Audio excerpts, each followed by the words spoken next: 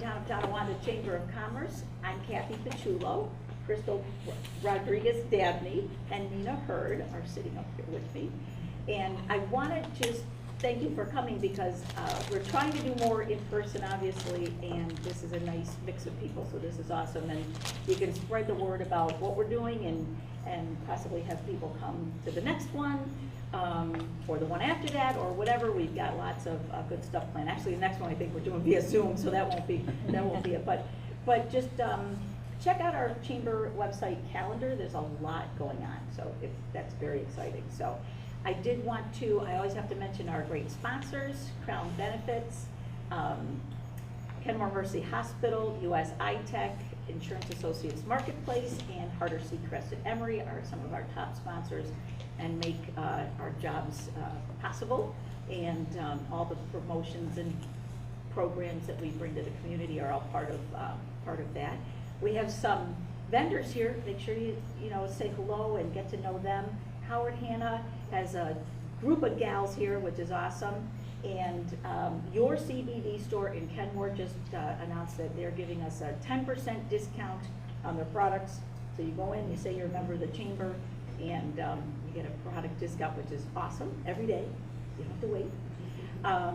And then Rebecca is with, and I help myself. Yes, okay, yeah. Rebecca Pointer, and she helps with Medicare. I do that every time. Medicare agent. Thank you. I should let you just say it because I messed it up.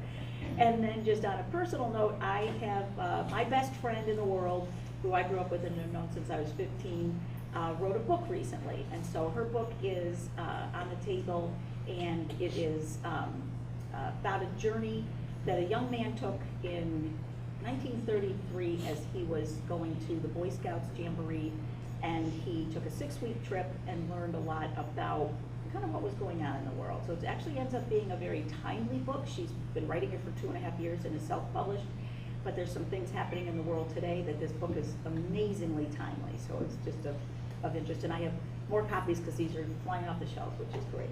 But I do want to take a moment and introduce, I've got a nice little write-up of Crystal, if you didn't get a chance to read on our webpage or whatever, because this would be a lot to put on there, so I don't mind reading it because it's so interesting.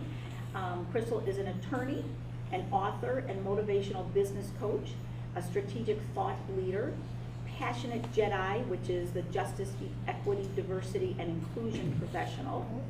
And they call it a Jedi, right? That's what I always said it was. I'm a Star Wars fan, so yeah, it's just fair. Okay. So she specializes in helping women and minority-owned businesses get the legal part right and by making everything crystal clear. Her services, yeah, that's pun intended. Her services include business structure, contracts, copywriting, trademarks, and legal coaching. She finished her undergrad degree at Cal State San Marcos while serving in the U.S. Navy, so thank you for your service. She returned to Buffalo, her hometown, to finish law school, and is happy she decided to stay here. Go Buffalo. Everybody who comes back is happy that they did. It's a great place.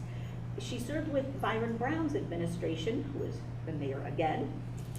We worked on that very hard to get him mayor again this time, I have to tell you. But she worked with him for over a decade, and she was named the city's first chief diversity officer. Then upon leaving the city, she began her career in higher education at Buffalo State College as chief diversity officer and chief of staff to the president, Catherine Conway Turner. Crystal has, more importantly, 4 children and lives in the city of Buffalo. And four children is a lot to handle. And yeah. So I'm sure you could help us with the whole work-life balance situation that a lot of people deal with. But I'll start off on the business side because this is a business group of people, and just ask you. We'll jump right to it. So, in your experience, what are the top 3 things that people are unaware of when they start a business? And this goes obviously to the legal side, but like, what do you find that people are totally caught unaware of? Did you know that I had 3 points in my head? No, but that's so perfect, okay. perfect, very good, right. You know, we talked earlier, and I think that when you don't have an uncle or the brother or the friend that's an attorney that you can ask, a lot of people think that they could, you know, put the legal stuff off, or they do, you know, they Google it, right? But the top 3 things is how to protect your personal assets, right, while starting a business, how to protect what you're creating, so how do you protect your brand, and then one of the last thing of 3 is how do you make sure people follow through with what they say they're going to follow through with, so your business relationships. And so I always say it's better to take care of it and put the investment in the beginning, because it's so much harder to back end to fix it, right? If your personal assets are at risk, it's gonna cost a lot more money to make sure you're saving them. If someone's stealing your stuff and your brand, now you have to prove that it's yours. And if you didn't have any protection in the beginning, how are we doing that? And that's a lot harder. And then also, my mantra with respect to business contracts is every relationship your business has should be in writing. Don't tell me what they said, show me what they signed, right? I'm not able to go up in court and with a phone with text messages. I mean, ultimately, I guess we could get it in evidence, but do you really want to be explaining a business relationship based upon text messages? And on the front end, it really is just a small investment of time and money just to get those things in writing. There's a running joke. My mother, if she was here, she was my client. I had her sign a client service agreement. And she's like, your mother. And I'm like, okay, that's fine. And this is the role, and right now we're not mom and we're not daughter, right? You are my client, and I'm doing something for you. Here are my responsibilities, and here are your responsibilities. Please sign here. So you want to make sure every relationship. So I would say those are the top 3. And there's other things scattered, but what I've seen the most are those things. That's interesting. I gave legal advice to one person one time. I don't want to say it's legal advice. Her attorney had given her advice, and I said, go for it. And it was the gal that owns the trademark and copyright for Buffalo. Somebody owns that. And she came to me and she said I was doing promotional products for her, and she was doing a great job. And it was right at the beginning with the heart inside the buffalo, and that was her brand. And she had an attorney. She said, "But God, everybody's going to be so mad at me." And I said, "Somebody's going to get it. Yeah, you've already started it. You might Go as well for it. protect it. Right, you put that work in, and trademarks and copyrights are important. Yeah. You know, you had people who are saying, and I love the funny stories, right? Well, I mailed this to myself. No, that's not a copyright. Oh, interesting. Is that a thing? Yeah, people, the poor man's copyright. So if you mail something to yourself, don't open it and it's postmarked.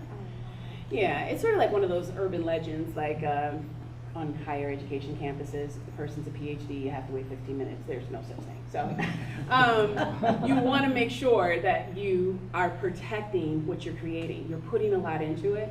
You know, some of us do it for a hobby, some of us do it to make money, but don't you want to protect it? And there are people who will come and they will take what you have and they'll trademark it, and then it's theirs, and then you've lost it. That's too late. Yeah. Yep. Well, I have a Yeah, question. go for it. So really quickly, how I met Crystal is really paying it forward in the community. And anyone that knows me knows that I say, may the works I live and the service I give speak for me. And I believe that really should be Crystal's mantra as well, because whenever you call upon her in the community, she's there. And so that leads me to my question about what advice can you give to women, since this is Women's History Month, regarding work-life balance, because you do your work and you work, but then you also give to the community. So how do you find that work-life balance?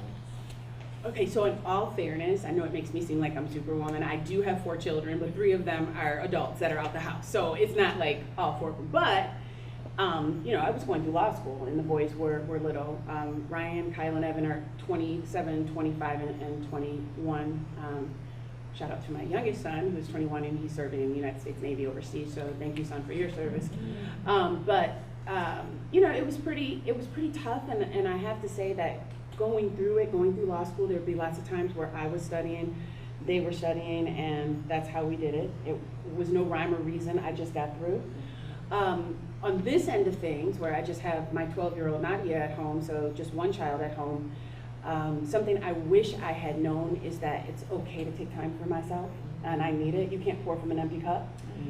So being very protective, being very deliberate about my self-care. I didn't always do that, and I actually found myself very stressed, and to the point where I actually made myself sick. I had horrible medical acid reflux, heartburn, those type of things, and I ended up having to have emergency surgery, and my doctor's like, if you don't manage this, right, it's gonna become a bigger issue. So a medical issue really forced me into being unapologetic about taking my time, and that's how I'm able to do it. Time from work, right? But also time, it's okay, as moms, and sometimes dads, you feel guilty about, you know, I'm gonna go spend time with myself. And I love that, my little one, she's so independent, so she's just like, yeah, I need time for myself too, Mom. And so it works out, but you have to, you know, so you have to take those times to have downtime, but I would remember that. You can't pour from an empty cup, so. Can't pour for an empty cup. I love that. And the new term is now not work-life balance. I just read this as life-work Work balance. balance. You're What's supposed to more do it. important? Yeah, Yeah. do it, switch that, just even that phrase, and it shows where the emphasis Priority. should be. Yeah. Awesome. Kathy, I don't know if you had a question. I don't want to hog the space. No, So- absolutely. If you have another one, go for it. But Okay, so, and this again is not necessarily legal advice, but looking back at your career, which role are you most proud of, and how can that potentially help any startups that's out there? Is there any role that you're most proud of? Well, so let's see. I'm really most proud of being a mom. I have to say that. I am most proud of being a mom. I'd have to say Chief Diversity Officer for the City of Buffalo. I was appointed the first. And it's always scary when you're the first. It's scary, but it's a great opportunity when you're the first, right? Because no one's ever done it, so it's not like they're gonna know if you're doing something wrong. But also too, you kind of can forge the path, right? And it was during the time of Byron's opportunity agenda, making sure that, you know, everyone getting businesses involved. So that was really fun. GM signed, remember? Absolutely. So we had the opportunity pledge where we had the businesses and employers in the city of Buffalo signing on, saying that everyone deserves a chance to be involved in the resurgence of Buffalo, but that we're signing on to the ideas of inclusion. So it really was one of those things. Most great things are not strategically thought of. They sort of just come to you at 4 o'clock in the morning when you're trying to like get some water, and you're like, whoa, that's a great idea. And that's how it came. But that's one of the roles that I'm most proud of. But having made the transition into higher education, Buffalo State, I've been very proud of that, because being Chief of Staff to the President, but also Chief Diversity Officer there, coming from an inner city background like most of our kids do, I'm able to speak from a student-centered place and be an advocate for the students for success, a lot of which are first-generation college students like I was, and understanding where they're coming from. For me to talk to my children now about college, it's easy. Like, you need to do this. This is how we get through this. I had no one to talk to when I went through college, and you know, thank goodness I went through undergrad as an active duty sailor, but even law school, I didn't have somebody to call to say, how do I get through law school? I was winging it. So I think I'm also proud of that. Okay, awesome. Thank you.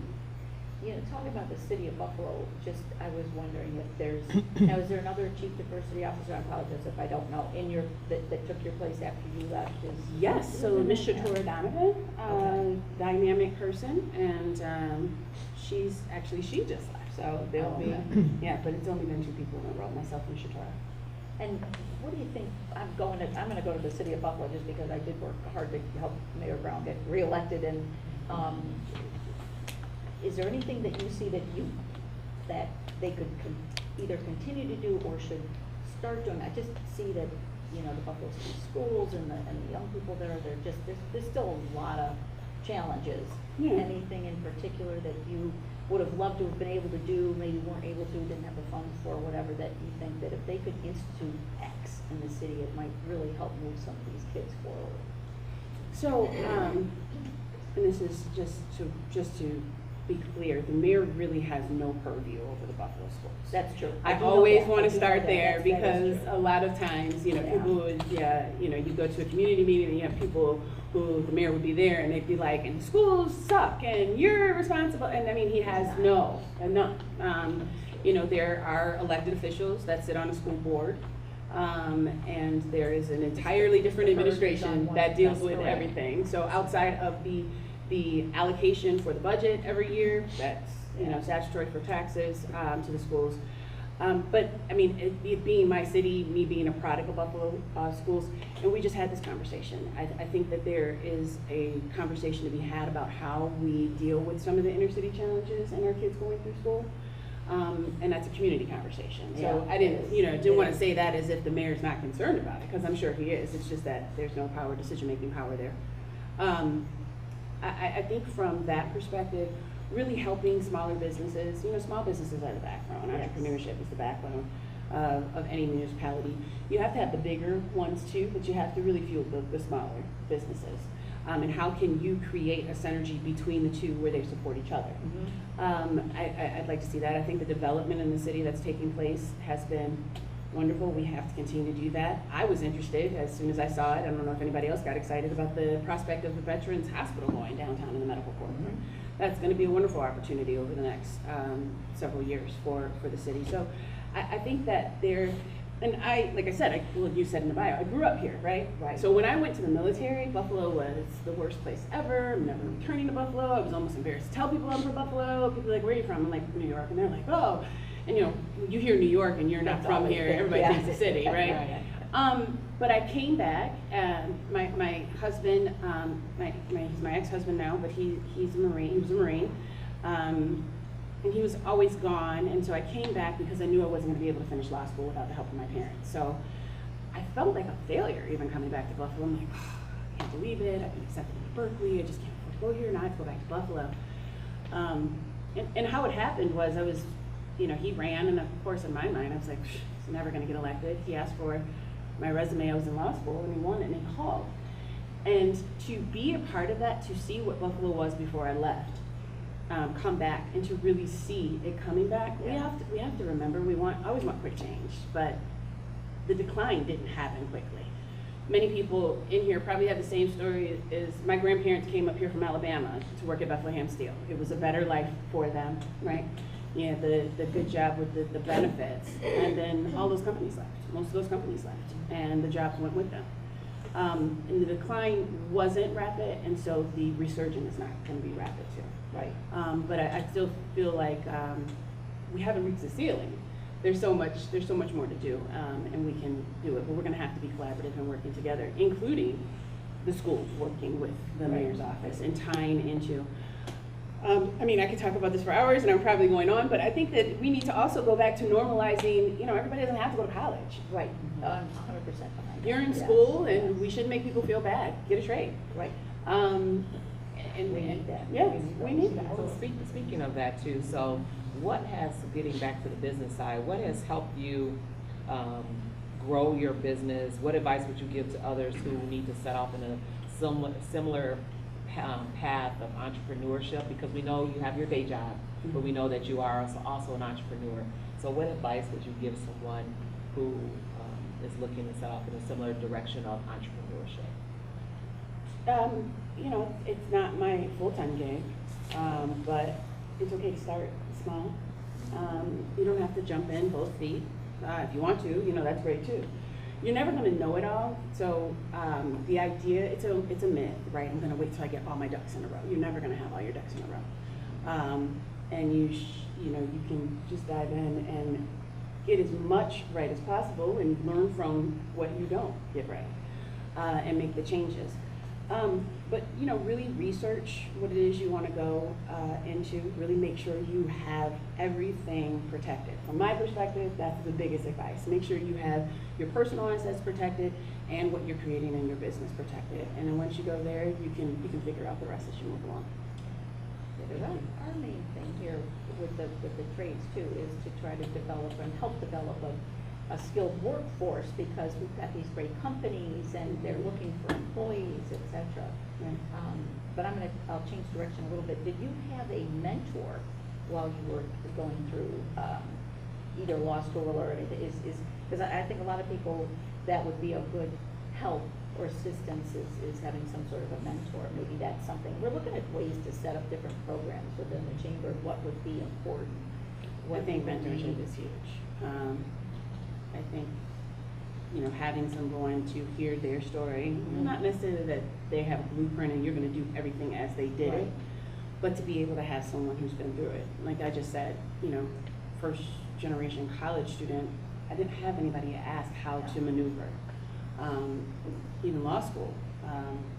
My assigned mentor is now my best friend and my kid's godmother, and she's been the best thing that's happened to me, but she was a first generation law student. So I was able to go to her and say, how do I maneuver this, or how do I do this? When it came to taking the bar, you know, she was like my biggest cheerleader. That's tough. I didn't have mom, dads, or uncle to say, you know, I'm getting ready to take the bar. What do I need to do to prepare myself? My mom's just like, I don't know what you're going to do. I'm just going to pray. So That's good though. well, yeah, I needed that. But I definitely think that mentorship is important. I also think that reverse mentorship is important. I have a couple of younger people who I have mentored, but they have to mentor me on the new stuff, because I'm, you know, you can quickly get to the point. I am my parents. I look at technical things. I'm like, I don't want to learn this. I'm not going to learn this. Who can I pay to do it? Right. So they've helped me. So I think it's good to have reverse mentoring. I'm at that age. I need that reverse mentoring. Yeah. So basically going on, because I'm looking at this a little bit from the chamber perspective, is what programs do you think might be most beneficial for us to hold for small businesses? So as you're talking to people and you're seeing that, you know, as a group, they are always needing this, maybe what could we bring in as an actual program to help? I'd always love for someone to have a legal clinic, right? That's so a people great can idea. come in Yeah. a whole day. You get a couple of attorneys who can actually volunteer. Let me help you with your contracts. Let me go over your paperwork. Let me tell you what you need. So even, you know, it's valuable to sit in a room and sit and talk to a lawyer and not pay, right? So, and you do have lawyers that will volunteer. Funding opportunities is always. Well, that's the other, I was going to ask you. Yeah, funding opportunities, and they may not always be grants. Maybe they're low or no interest loans. But definitely funding opportunities, and mentorship programs. So how do I find for me, right, how do I find a female attorney in the area, or just an attorney in the area in the subject matter? That I think those type of things, and that could go for any area, right, connecting people. Speed mentoring is like really fun, and it's a great thing now, because you get to sit there and talk, and you can have 5 minutes with somebody. We were just involved in, what was it, a couple weeks ago at Resurgence, the speed mentoring for Buffalo. Oh, yes. Yeah, and like 10 young ladies went by, and in different perspectives, and doesn't have to always, person doesn't always have to be, but I think that those support type of systems are good for businesses and support. That's a great idea, because that really does. Could I add Yes, something 'cause to we're- that? yes, Because I absolutely. think that's genius, but when I started my business, it was years ago, I had a difficult time with bookkeeping.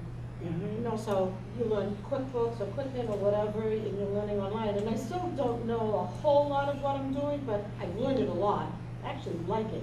But I think maybe offering some accounting services along with the professional services of an attorney might be a nice program. It's actually a hot call lately. It's Yeah. been one of our biggest calls, is people looking for bookkeeping help or training, etc. And And pro bono taxes. is. And taxes. And Actually, somebody taxes. asked me some questions to ask you, and I'm like, well, it's not really a, accountant, but. Oh no, the running joke in my family is I went to law school because it was the only graduate degree I could get, and I didn't have to take math. But it's not a joke. That's the truth. I don't like math. And so taxes is not my forte. Legally I can give, but no, Yeah. taxes is definitely not my. Somebody zone asked of To know what you incompetence. need to get them ready, prepared for your taxes, Yeah. because every Yeah. business, your cost of goods is all different in every business, so. Yeah. And Diane's little business, is Caramici Bakery right here in this building. So just so you know, it's been running out of here for a little bit, and it is going gangbusters. But you have a following. You've been doing this. I've for been doing it a while. long time. I used to be on her lab in Buffalo. And as a matter of fact, when I opened my first location, Mayor Brown came to my opening, I got pictures. Oh. Oh, that's fantastic. It is. So, and we can, but if you want to ask a question, and then we can open. No, up no, to- yeah, I was gonna get back to this. Yep. So you were talking about taxes. What is legally available for write-offs for people working from home? There are a couple items you would tell folks available for write-offs for people working from home. All of your expenses, make sure whatever space you set aside for the office is just the office. Like you don't get to write out the living Dining room, yeah, exactly. So you wanna have a dedicated space for your business. And virtually every expense. And I'm huge telling people do not commingle, it's a legal term, but don't have your personal business, your personal bank account paying for your business stuff. Always have it separate. Even if you have to get to a point where you, as the personal person, writes a check to your, or transfers the money to your business account and then buys it from there. Of course, every now and then reimbursements are gonna be okay, but that's gonna be a red flag for the IRS. If they see that you're using your personal constantly for business, you're gonna wanna try to keep it separate as much as possible. But every expense, really everything you buy, if you're working at home, you wanna make sure you keep track of those type of things. And a bookkeeping system for that is good. And especially if you have a bank account, you've got that tied to Quickens. There are really quick apps where, it's all in one place. And so by the time, it comes for your tax professional, you just download it and it's all there. Instead of having to go, well, which bank account did I buy that? Oh, that was on my American Express card, not that card. Have everything come out of there. Yeah. It's the easiest. Thank you. Very good advice. Very good advice. So let me ask, if someone is about to sell their business or their building, what are a couple of things that they should do as they're possibly looking into transitioning? So this is way past the small business thing. This is at the end. I don't know if you have any knowledge of what to do. No, help so, people to- you want to make sure you have an accurate valuation of what your business is worth, right? And you've got your business, and you mentioned property. So Yeah. also too, your business owns the property. There's a valuation of just what your business is worth. What is your business bringing in every year? What are your accounts receivable? What are projections in your area? And there needs to be an accurate valuation of what the business is worth. And then the property things, those tangible things, those are pretty easy, right? Okay. We've got, why did I just lose? Totally. Appreciation, realtors in the audience. Yeah, what's it called when what? It starts with an A.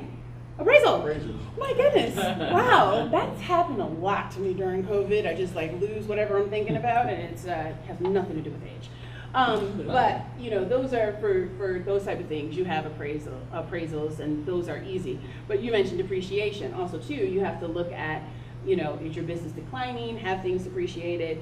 How well have you been doing? And you want to make sure. So they're really two separate things. They could be two separate things in terms of selling your business and selling the property, what goes along with it, and you make that decision.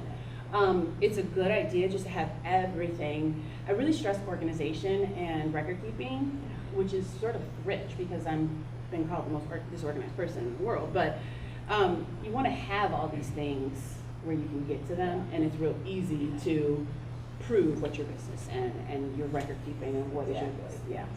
That part of starting it out right, it makes it easier than going through shoe boxes full of receipts. And Right, exactly. But now, are you aware of any trends or kind of new opportunities that are presenting themselves to people these days that maybe they don't want to buy or get into a brick and mortar business, but maybe there's some other new opportunities that are coming up for people to get started in the business, let's say virtually, et cetera? Absolutely. If it's one thing COVID taught us, the world did not burn down, right? And you do have a lot of people in sort of an older way of thinking that you have to have a brick and mortar business. A lot of people have learned that you don't have to have a brick and mortar business. There are some things, and one thing that comes to my mind is I have a client and she's a caterer. Well, she can't cook out of her home kitchen, right? So she had sort of like a carriage house, and one of the things she did was she just took a home equity loan out and she had the kitchen made into a catering kitchen in the carriage house. And of course, that's deductible, right? And the space and the square footage is deductible off her mortgage. But she does everything from home. She, at one point, was looking for a brick and mortar business. She doesn't need that. Now, of course, there's zoning laws. I'm trying to think of other things. Could you have a garage, a car garage in your garage? Probably not, unless it's zoned. You want to check the local zoning laws. But I think COVID taught a lot of us that we can do a lot of things from home. I have a meeting space, I meet people, but I don't have an actual office, right? And that I go and I meet people, but I'm not paying that expense for an office. Right. And a lot of people are moving that way. That is true. It forced it in a big way. It did. Going back to the office is very slow. Oh, yeah.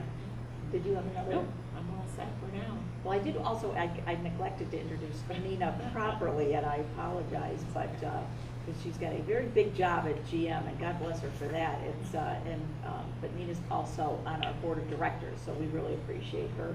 And just, I'm sidetracking here, but GM made an announcement today about something. I saw a press release come out. I don't know if you're aware of the press releases at all. No, which announcement? I don't know, I didn't get a chance to read it. Which one? I don't want to tell any secrets if it hasn't been out. Okay. Which one? Geez, can What do you think is out? They are what do I think is out? What do you think is out? They You are see that? all in for electric, that much I can say. But Tonawanda, we're okay. Yes. Okay, make sure we get that word out. Yeah. Tonawanda engine plant, we're good. So although electric vehicles are coming, we still need our propulsion engines. So keep that in mind. We're not going anywhere. No. That's good to Okay. Yeah. No, all Yeah. they gotta rethink that all electric. Yeah. Although people with electric cars right now are looking at us like, yeah, and you're paying $5 a gallon for gas. But wait till they try to go someplace and they run out of gas. Or their electric bill We goes could get on up. a whole nother. Yeah, So we're we're gonna gonna get get on on to to that. Right, exactly. Yeah, so questions, we'll Yeah. take some questions.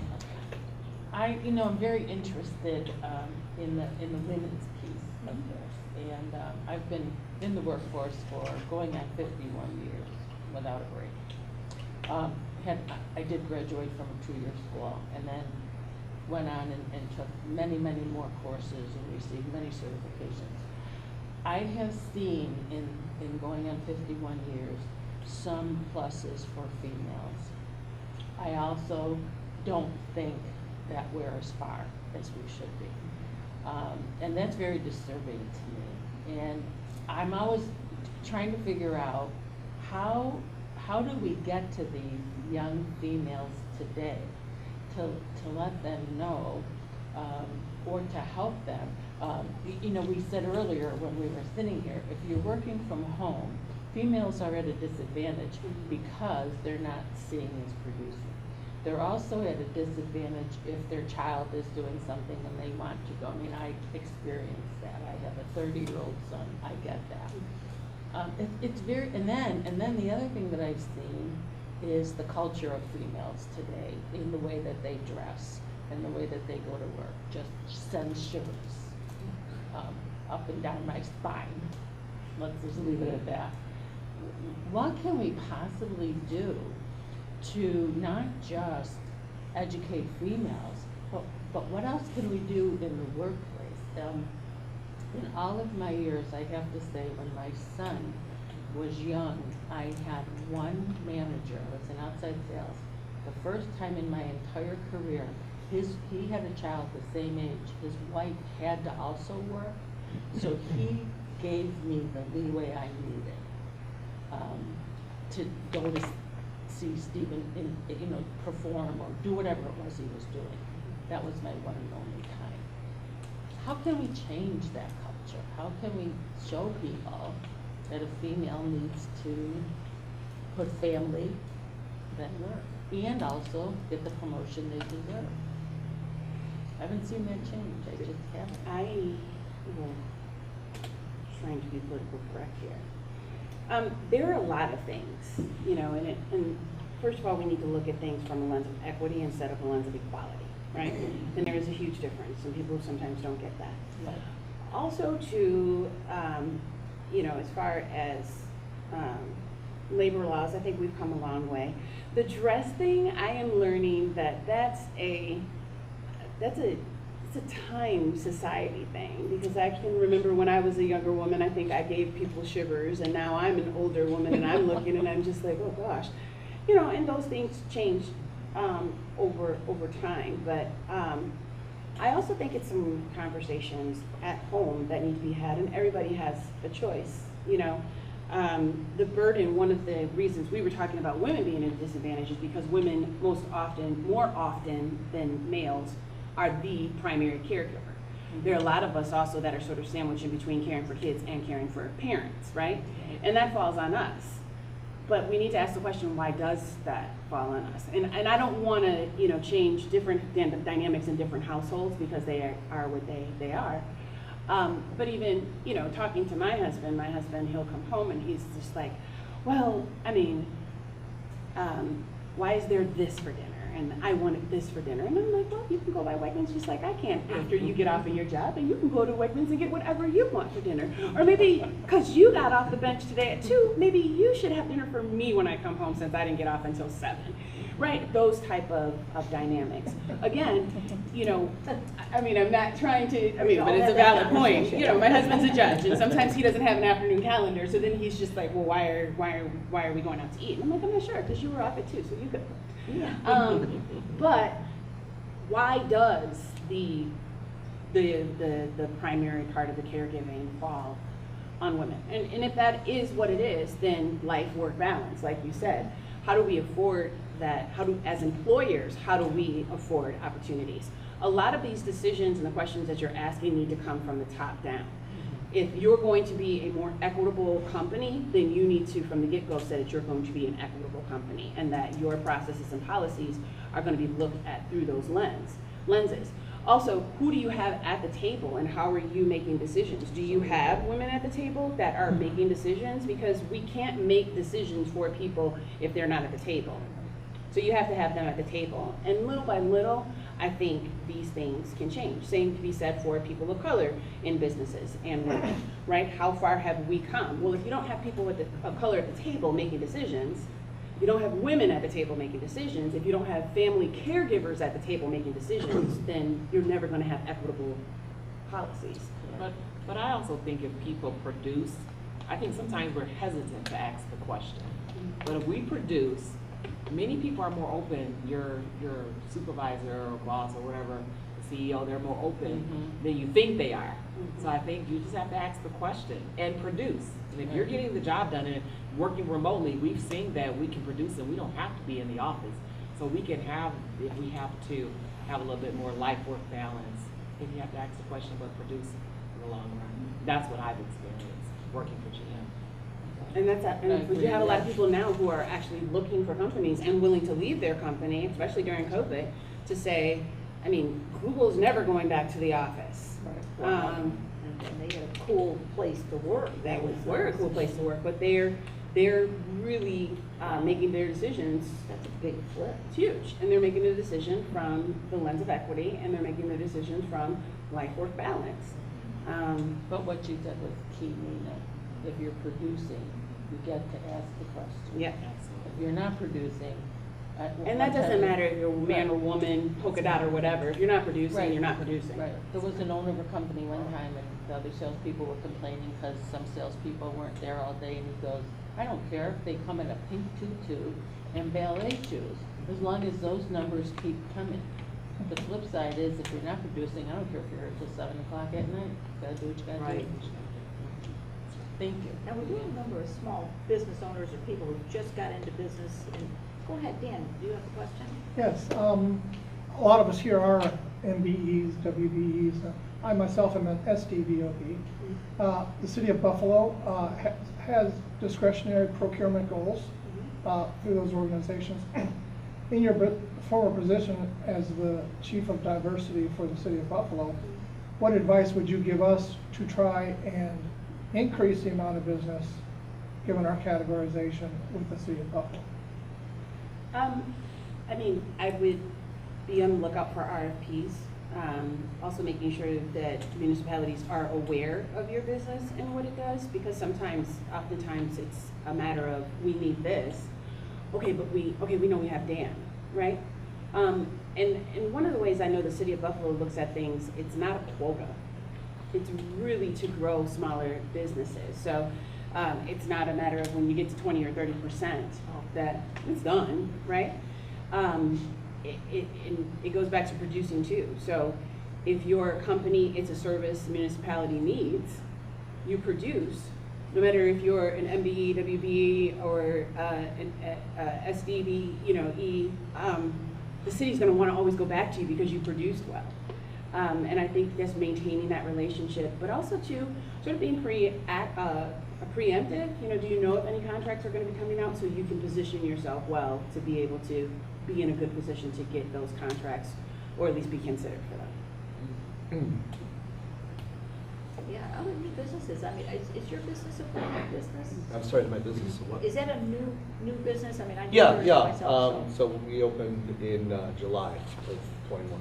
Okay, and is it a franchise? It is a franchise. Oh, all right, yeah. so that's a little bit different, you get a lot of help with that they kind of set all the It's groundwork for helpful, that.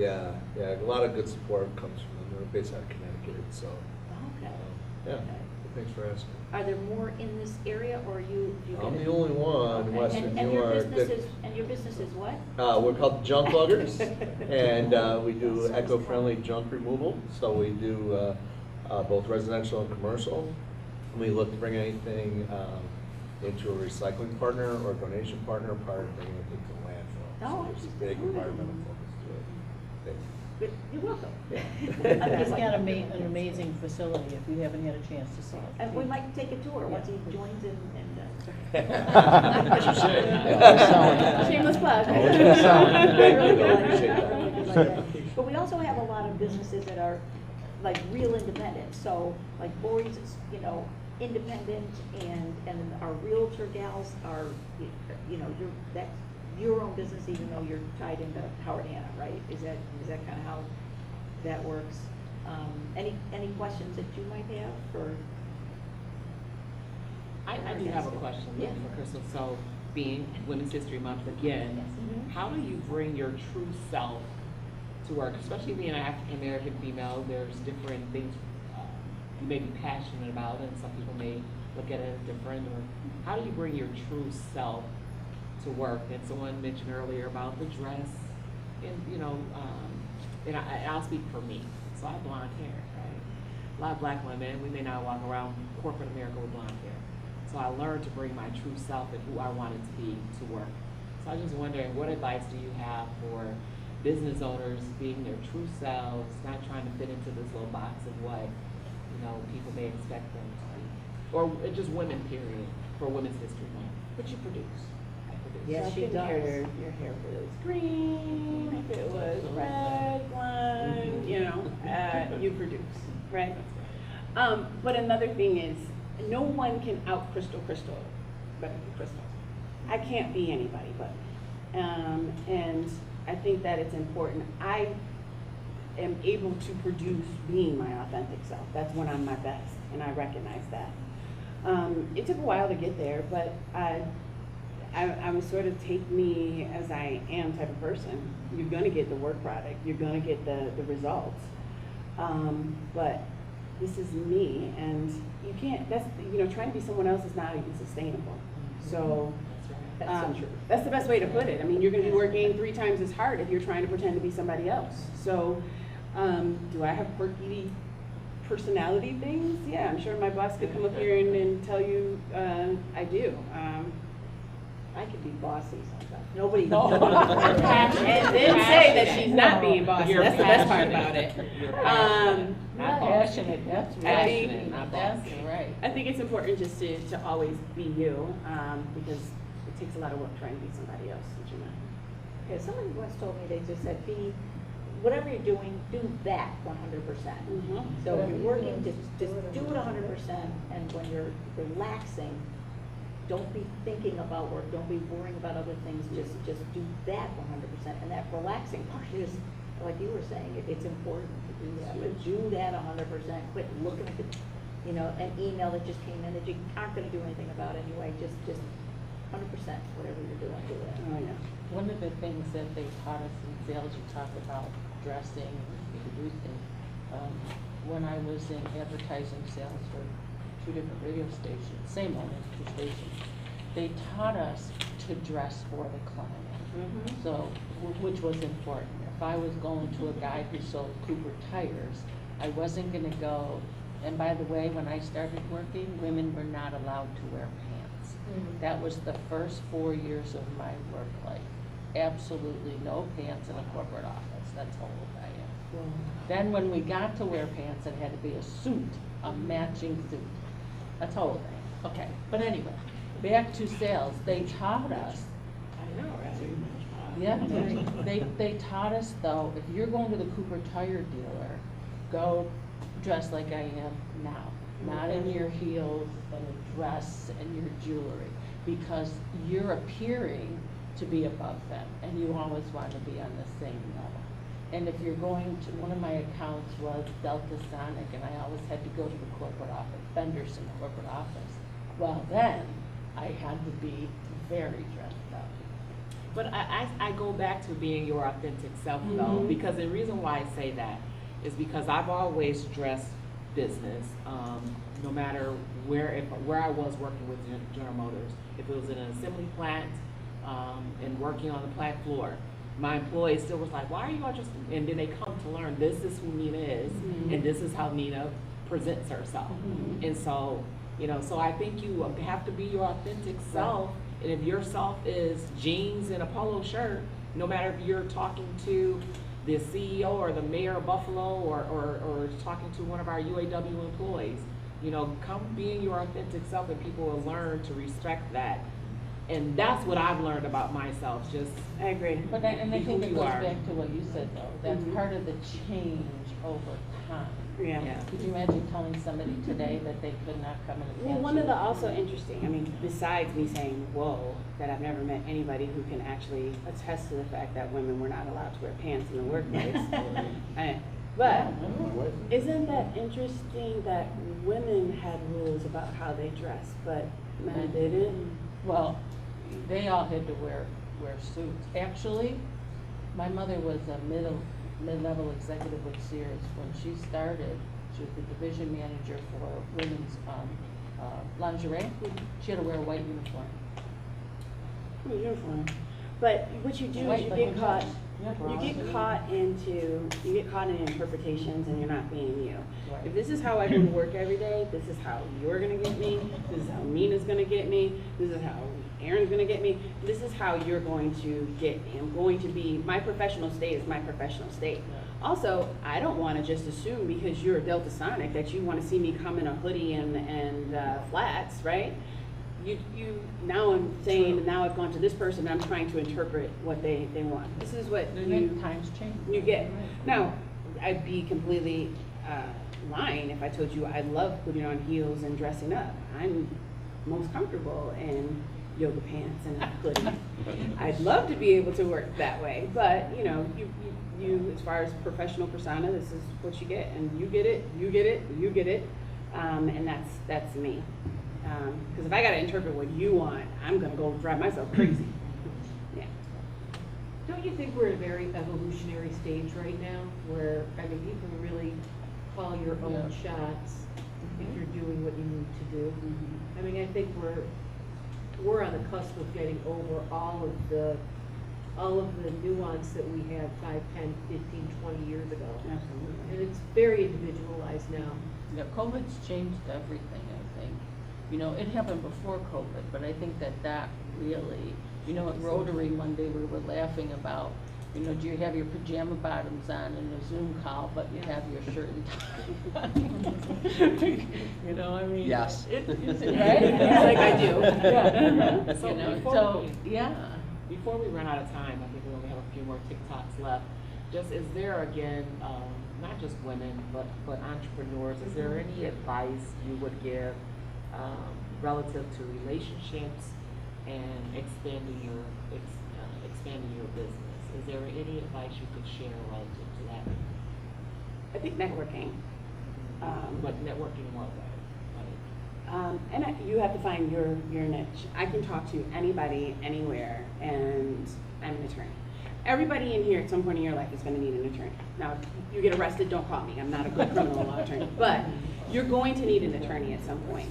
If you don't need me, you know someone who does need me. So be unapologetic about saying what it is you do. I love sweets, so now I want to go visit your bakery. Yay. You know, I have junk. I just moved, and I'm like, I need to go look him up. You always have a need, or someone always has a need for you. somewhere. So be unapologetic about telling people what you do. I just purchased a house. I am getting ready to sell a house, you know, so those type of things. I'm Crystal, I'm an attorney, and, you know, like to make, nice to meet you. It's important to, but you have to find your way to do it. Now, I can talk to anybody anywhere. Some people don't do that. Maybe you have to go to an event.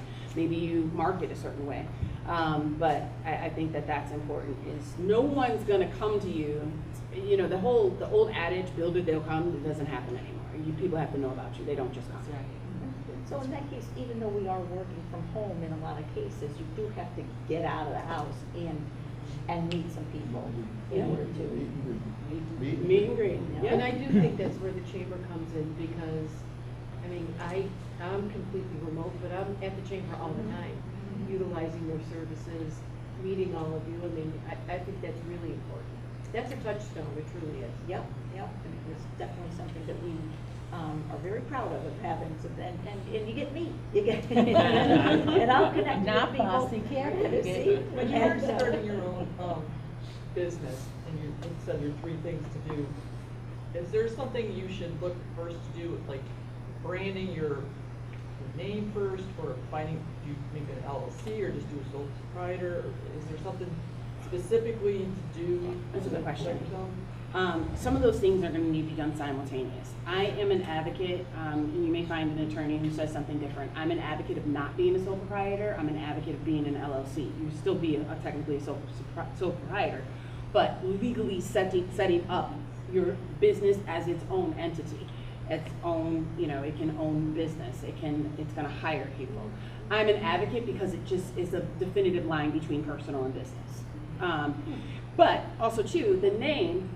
And this has actually happened.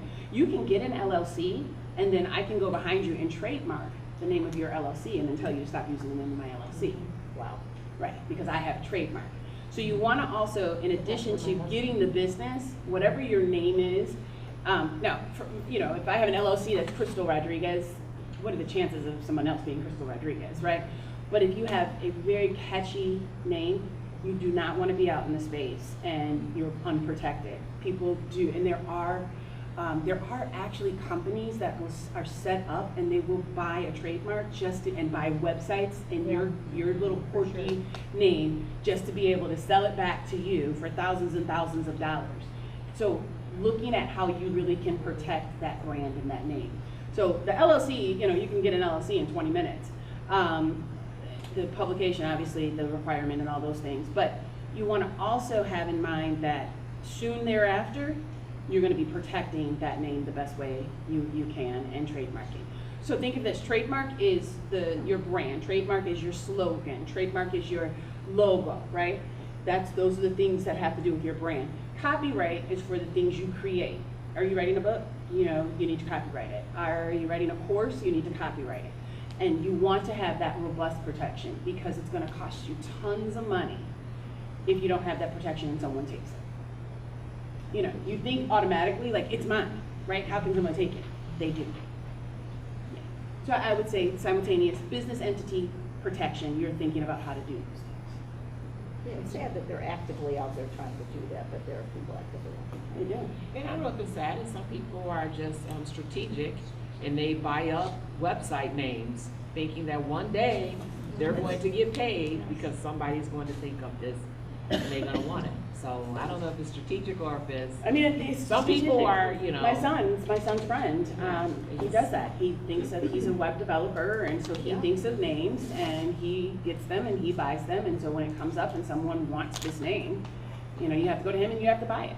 It's very difficult. So now he's co-op training, so whatever, you know, whatever. But I want to thank you. I also want to thank John Doerr for 10 Elmwood Commons for allowing us this beautiful room. This is lunches were purchased from Kevin's Catering. That's right down the street. And they do a real nice job and can do all kinds of different things. But thank you, and also Nina, thank you for taking your time. It's just wonderful to have these great women who are so successful in business and but also give back so much to the community. And Nina has a foundation, and she and her husband Terrence, who's on the school board in the city of Buffalo, and that's a wonderful organization. I just started to read up a little bit about Yeah. that myself. Friends for a Better Buffalo. Yeah, thank you, Friends for a Better Buffalo. I wanted to make sure I didn't wreck that. But thank you also for your time. This For was having me. very, very interesting. We will, we have a video. We're gonna put it up on YouTube so that we can share that link. Right, that's what we're doing, right, Ron? And, It'll be on the website. And just keep an eye on our event calendar. We have a fun event coming up. We've got a couple of things coming up in the next month, but then in May, Cinco de Mayo, we are going to be at the A-Loft downtown for a party. So they invited us, and we are benefiting from they're giving us $1 a drink. How about that?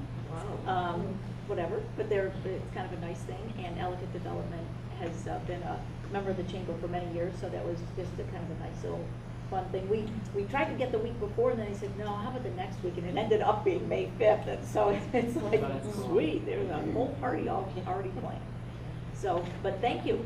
And I don't want to take up any more of your time because I know you guys both have to scoot, but appreciate having you here today.